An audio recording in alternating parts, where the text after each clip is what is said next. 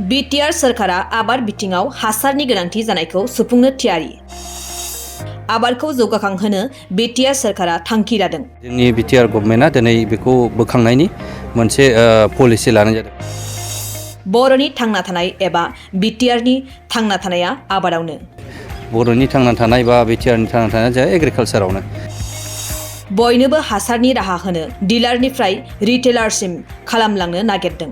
हासारनिफ्राय लानानै माखासे बुस्थुखौ डिलारनिफ्राय रिटेलार बेबायदि जोङो खालामलांनो नागिरदों। बिटिआर सरकारा आबादखौ बोखांनायाव हासार लानानै हेफाजाब होनो थांखि लानाय बायदि 14 नं चिरां दुवार बियाबनि सिङाव थानाय सान्तिपुर ब्लक इउपिपिएलनि मावख'आव थांनाय समबारखालि मोनसे सावरायमेल जाना थाङो। हाबाफारियाव बाहागो लानानै एमसिएलए अमर बसुमतारिया ओरैबायदि बुङो। चिरां दुवार 14 नं चिरां दुवाराव मोनसे जुथुमा जादों ब्लक अफिसाव।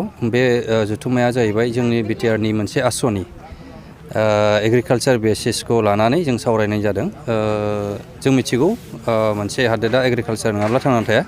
दा बेनि सायावहाय जोंनि बिटिआर गभर्नमेन्टआ दिनै बेखौ बोखांनायनि मोनसे पलिसि लानाय जादों। बे पलिसियानो जाहैबाय जोंनि मावनाय दांनायाव आबादखौ बोखांनायाव जेरै हासार नांगौ बा बायदिसिना नांगौ बेखौ एसे हेफाजाब होनो थाखाय मोनसे कमिटि दानाय जादों। दा बे कमिटिखौ सालायनायाव बा माबोरै खालामलांगोन बेखौ दिनै मिटिङाव सावरायनाय जादों आरो बेनिनो मिटिंमोन। आरो साफ्रोमबो जोङो आखाइनि खामानिखौ जोङो रोंनांगोन, स्किल जानांगोन आरो जों मावनो हायोब्लासो जोंनि मोनसे इनकाम सर्सआ फैयो। दा बेखौ जोङो आवगोलनिफ्रायनो गोदोनिफ्रायनो जोंनि मोनसे बर'नि थांना थानाय बा बिटिआरनि थांना थानाया जाय एग्रिकालसारावनो।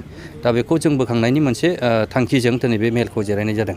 ओरैनो बे बेसिसआ बेवहाय मोनसे जोङो हासारनिफ्राय लानानै माखासे बुस्थुखौ डिलारनिफ्राय रिटेलार बेबायदि जोङो खालामलांनो नागिरदों। बे प्रसेसा दिनै सावरायजानाय जाबाय।